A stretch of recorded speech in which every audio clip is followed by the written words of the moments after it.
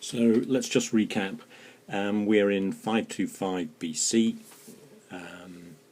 Cambyses, king of Persia, has annexed Egypt to the Persian Empire, and now in an act of hubris, of arrogance, of overstretching himself, he's wondering about whether he to go south down the Nile and add Ethiopia to the Persian Empire. So what does he do? Well, he, as the title tells you, he summons the fish eaters, a tribe, to act as interpreters. Now we start here with hos doxe. Now it's an unusual meaning of hos here. It just means when, like epe. Epe is the usual word for when. This is another. Hos has lots of meanings in Greek, and here it's simply when. Now it's this verb doxe again. We've had it before. When it seemed good to Cambyses. Notice the dative. Now we can say that when it seemed good to Cambyses, or we can say when Cambyses decided to send, Pempo you know, spies, kataskopos. You can see the word scope, seeing. That's what spies do. To send spies. Autica, a word you probably don't know. Immediately he summoned, here's the verb, metapempomai, a middle verb. He summoned from Elephantine, the city. Now, so Elephantine, I suppose we would pronounce it, is the city of ivory, I suppose the city of elephants, the city of ivory. And that's its name. From the city of Elephantine, he summoned from the city of Elephantine here's the object, certain men of the ichthyophagoi, I suppose. Now they are a tribe, presumably a coastal tribe, living either on the Red Sea, probably on the Red Sea, and we will call them the fish eaters, which is what it means in Greek. Ichthus is fish. Ephagon you will know as the aorist of esthio, I eat. So he summoned from the city of Elephantine some of the fish eaters. Here's the important word, epistemenous. Now epistomai is Greek for I know. It's where we get the word epistemology from, which is the study of knowledge. And certain men, knowing is what it literally says. We'll say who knew the Ethiopian tongue language is what we'll say. Who knew the Ethiopian language? Second sentence.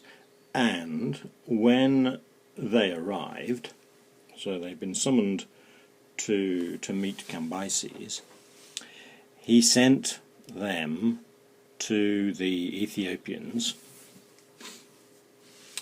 having, it's an aorist participle as you can see, entelomai is the verb, and it means to instruct, having instructed them the things which, we'll probably just say what, having instructed them what it was necessary to say.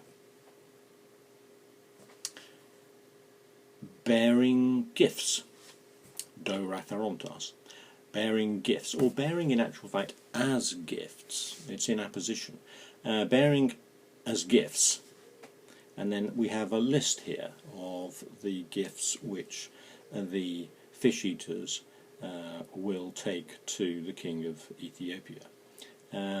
What do they take? Well, they take, can you see, first of all, we've got the te, both, and.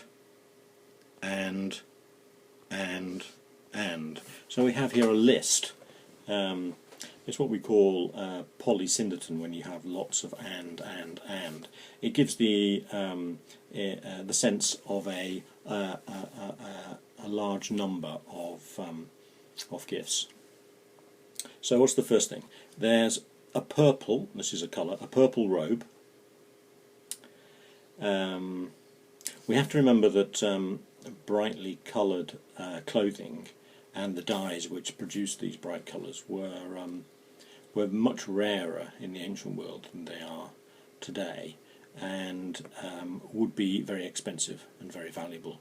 And such a gift of clothing, was quite common amongst Eastern peoples, especially. So, also I suspect purple is a royal colour, and this is a gift from one king to another. So, a purple gift, and a golden twisted necklace. Can you see? It's peri means around, and this is your neck. So it's a thing that goes around the neck, literally, a peri-alkenion, a little thing that goes around the neck. So it's a necklace, a golden twisted necklace. It's what we call a torque. We've seen them. You see them in museums. Sort of Anglo-Saxon kings would wear a golden twisted necklace around their necks.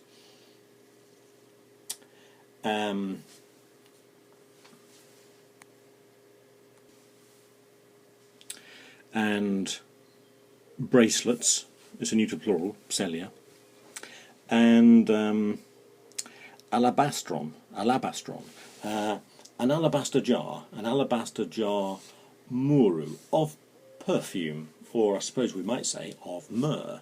You may know the story in the New Testament. You know the three kings who worship the infant Christ. They bring gifts of gold, frankincense and myrrh. Well, here we have gold and myrrh. So, and bracelets, and an alabaster container of perfume, and finally a cadon, a barrel of wine. You know the word oinos, meaning wine, and this is a genitive adjective describing the wine. It's wine made from a palm tree, and a barrel of palm tree wine.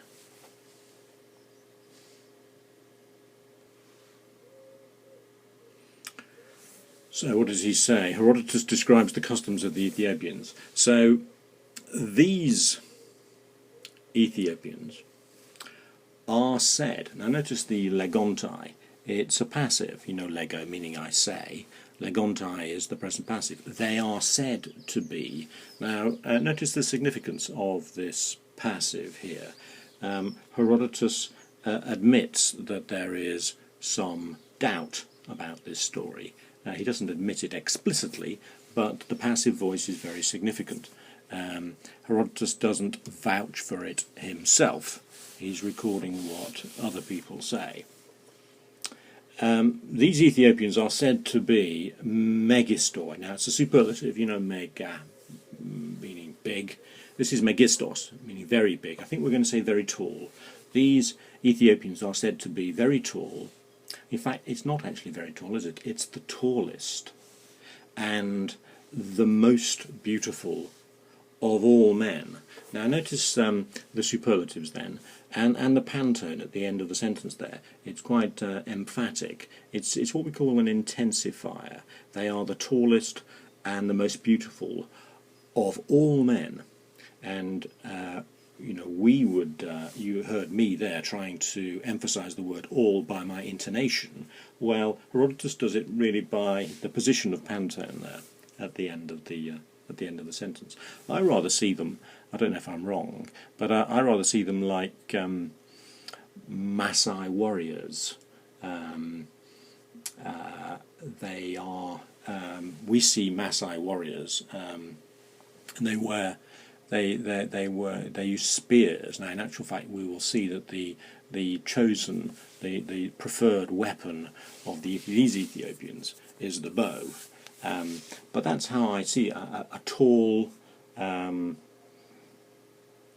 elegant, noble. As we were saying, Herodotus last week, Herodotus sees the Ethiopians as an example of the noble savage.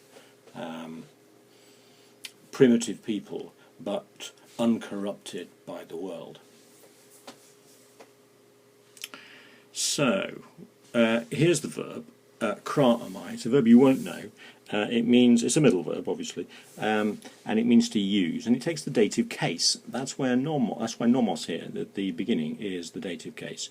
You know nomos meaning a law or a custom. I probably would say custom here. They use laws, or they follow other customs, other laws. Now this is the important word in actual fact, and can you see it's in the dative case? It ends in ois, and it goes with nomois. They use other laws. Kekarismenos means different. Different from other men. So these Ethiopians are they don't live according to well, I suppose what we'd say now, Western values. They're different. They do things differently. They use other laws different from other men. And then we have this phrase here, kai der kai, which is an important phrase, and it means and especially. And especially with regard to, an interesting use of kata here, with regard to the kingship. So they have different customs in all sorts of ways from European and Middle Eastern society, and especially with regard to the kingship. And then we have this little phrase on the end in a dative, tooide, meaning, I think, sort of in the following way. I suppose we understand tropoi, tropos meaning way, manner, and I think we have to add tropoi to the dative tooide, in the following manner. And then there's a colon. In actual fact, I've obscured it by my circle, I'm afraid. This is whom, the accusative of the relative pronoun. I'd be inclined to translate on here as ever, whomever of their citizens they judge to be the tallest and to have strength, katato megathos, in proportion to his. Now, megathos is the noun, size or stature. It's a neuter noun, notice, to megathos, though it looks masculine. But it's the noun from mega, the adjective meaning big. This is the noun, megathos. So, whomever of their citizens they judge to be the tallest, and to have strength in accordance with his stature, this man they think worthy to be the king. And we know the noun basilius, meaning a king. This is the verb basiluo, I am king, and here above basileia is the abstract noun kingship. So, whomever of their citizens they judge to be the tallest, and to have strength in accordance with their stature, this man they think worthy to be king.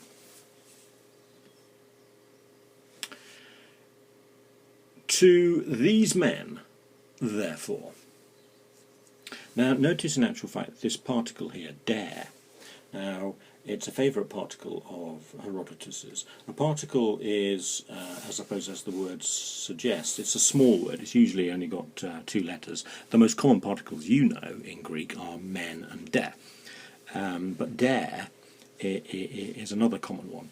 And it always emphasises the word in front of it. In this case, tutus. Now, we would say, to these men, therefore, and we would emphasise the word these men by our intonation, and if you were writing it down you'd use italics. Now, Herodotus does the same sort of, gives the same sort of emphasis by the use of the particle der. To these men, therefore, when the fish-eaters came, so we would say, when the fish-eaters came to these men, therefore,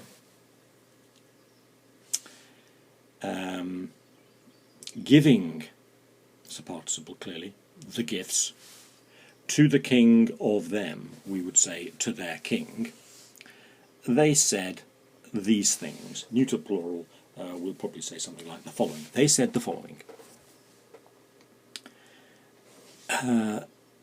The king of the Persians, Cambyses, you know Bulamai, meaning I wish or I want, wishing to become, you know Gignomai, a friend and a, well, yes, in actual fact it's a little bit tricky. We'll probably in actual fact translate philos and xenos together in a hyphenated phrase, and we will say a guest friend.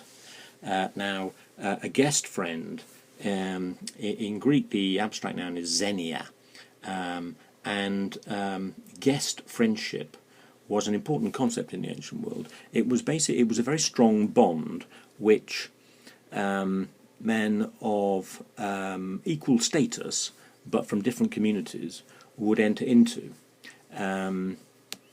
And it entailed lots of obligations, not one of which was hospitality, but other obligations too. And it was a very interesting, it was a very solemn bond. And interestingly enough, it would pass down from generation to generation. So the son of would be obliged in the same way that his father was to give hospitality to the son of his father's guest friend. So yes, let's translate it, and we would hyphenate it, guest hyphen friend. So wishing to become a guest friend to you, soy, has sent us,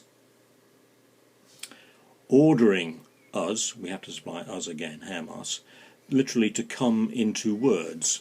Well, ordering us to speak with you, to come into conference with you, to come into a dialogue with you. And he gives to you these gifts.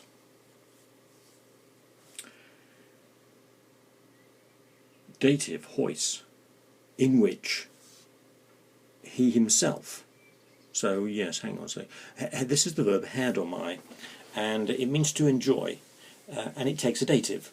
And we have kramai again at the very end there, meaning I use, which also takes a dative, as we met earlier on, nomois up here.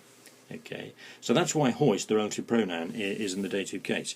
He gives to you these gifts, which he himself too very much enjoys when he, you don't use gifts, do you? But when you, which he himself very much enjoys, I suppose we'll have to say, when he uses them. So the suggestion is that these gifts, you know, I suppose it's often the case, isn't it, that people give as gifts to other people what they themselves like and enjoy, and they assume, understandably, that the recipient will like and enjoy them too. Now, the king of the Ethiopians is not deceived by the Persian gifts. So, it just says the Ethiopian in actual fact here, the Ethiopian, meaning the king of the Ethiopians. You know manthano, I learn. This is the aorist participle, it's ermathon, and this is mathon. Having, I suppose what we'd say here is realised. Having realised that they had come as spies, not as bona fide diplomats, that they had come as spies. He said, I suppose, it's historic present, isn't it, lege, he said to them the following things, another neuter plural. What does the king of the Persians, the king of the Ethiopians reply? And he says, notice it starts with a negative, ute, and the initial negative there is very strong and very important, and it's repeated. There's another ute here, and there's another ute here, and then you have the end of the sentence, which is there, and then we have more ute, ute. So the negatives that predominate here emphasize the Ethiopians' rejection and repudiation of this approach from the Persian ambassadors. So what does he say? He says, the king of the Persians has not sent you bearing gifts, wanting to become a guest friend to me. Ute, and you do not speak the truth. A very simple but very powerful rejection and accusation by the king here. The king of the Persians has not sent you here, has not sent you bearing gifts, wishing to become a guest friend to me. And you are not speaking the truth, for you have come as spies of my kingdom. Nor, I suppose, nor is that man a just man. And notice that dikaios, meaning just, is postponed to the end there, where it's heavily emphasized. And then we have a conditional clause. For if he were a just man, and here means would. He would not have, I'm going to use the word covet, which maybe not be a word you know in English. Excuse my handwriting. He would not have coveted a land other than his own. This verb epithumeo, which takes a genitive case, by the way, that's why koros is in the genitive. We know verbs that take the dative, we're used to that idea. Well, there are some verbs in Greek that take the genitive case. And it does have connotations like our verb covet does in English, of wanting, desiring something to which you have no right. So he would not have coveted a land other than his own. And he would not, here's the verb, ago, and he would not be leading into slavery men by whom he had not at all been injured. And he would not be leading into slavery men by whom he had been injured not at all. Notice uden here is another negative on top of all the utes we've had throughout this speech. We have a very strong negative at the end there. It's not. It means normally nothing. Here it's going to be not at all. By whom he has not at all been injured. So now the king gives Cambyses a large bow. He is the recipient of some gifts, in inverted commas, from Cambyses, and now, I suppose, according to diplomatic protocol, he returns the favour, in inverted commas, and gives a gift, gives the fish eaters a gift to return to Cambyses, and some advice with it. And the gift is, as you will see, a bow, as in a bow and arrow. And now this is the king is continuing his speech here, and now giving this bow to him, that is to Cambyses, say these words. And then what we have is the message from the king of the Ethiopians back to Cambyses. So when he says, so here is the bow, and the king, we have to, the bow is quite significant here. There is a very important Homeric precedent here for the bow. If you know your Odyssey, at the end of the Odyssey, when Odysseus returns to Ithaca after 20 years away, it is the contest of the bow. It is the ability to wield the bow and shoot with it that proves Odysseus' identity and proves his right to be king of Ithaca. The bow is very significant. The bow was also, one assumes, the natural weapon of the Ethiopians. It does carry a sort of symbolic weight here, the bow, in the same way as a sword did in later mythologies. So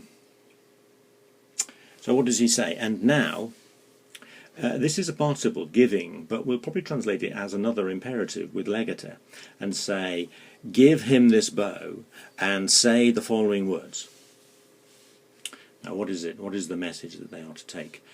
The king of the Ethiopians advises, sambulio is the verb, and it takes the dative, advises the king of the Persians to march against the long-lived Ethiopians. Now notice to begin with that he doesn't say I advise the king of the Persians. He says the king of the Ethiopians. He speaks of himself in the third person, which is, I suppose, what kings, what royal people do. It adds to the formality of the message. This is a diplomatic, formal message, but it also asserts the dignity of the king, and also his equality with the king of the Persians. Cambyses and the king of the Ethiopians are equals. And he is portrayed here as an honest, a simple, straightforward, honest man who recognizes dishonest and devious people. So, the king of the Ethiopians advises the king of the Persians to march against the long-lived Ethiopians. Now, the two words that are important here are tote and epen. To march against the Ethiopians, then when. They're what we call correlatives. That's why they rhyme, then and when. To march against the Ethiopians, the long-lived Ethiopians, only then. And when the then is specified by the when clause that follows. When the Persians, helko is the verb to, what do you do with a bow? You draw a bow. When the Persians can draw bows, being, but we'll say which are, this big in size. And then here are the last two words we haven't translated. Hutos, eupetos, as easily, and we have to supply something like as I can, as easily as this.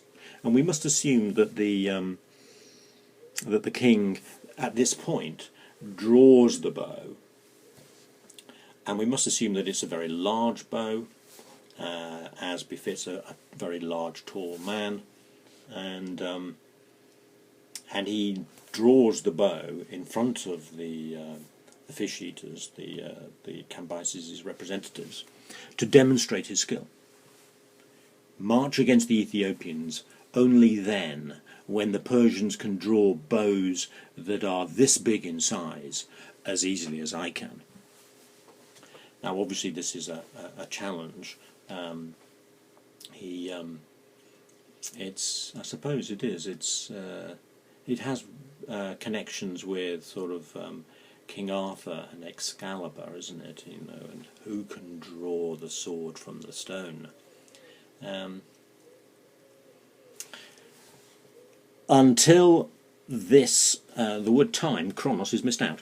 Until this time, until such time, be grateful to the gods. Be grateful to the gods who have not put it in the mind of the Ethiopians to annex another land to their own.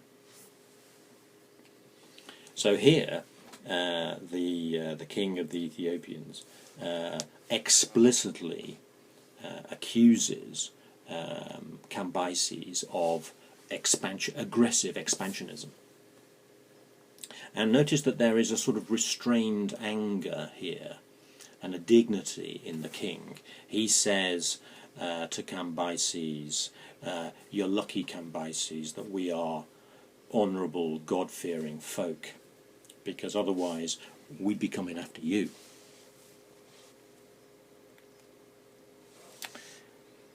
Having said these things, and having, that's another aorist participle, having unstrung the bow, he handed it over to, it is to the fish eaters. To the fish eaters. Heko is "I have come," and Herkusi in actual fact is the dative plural, to the men who had come to him, the fish eaters, Cambyses' representatives.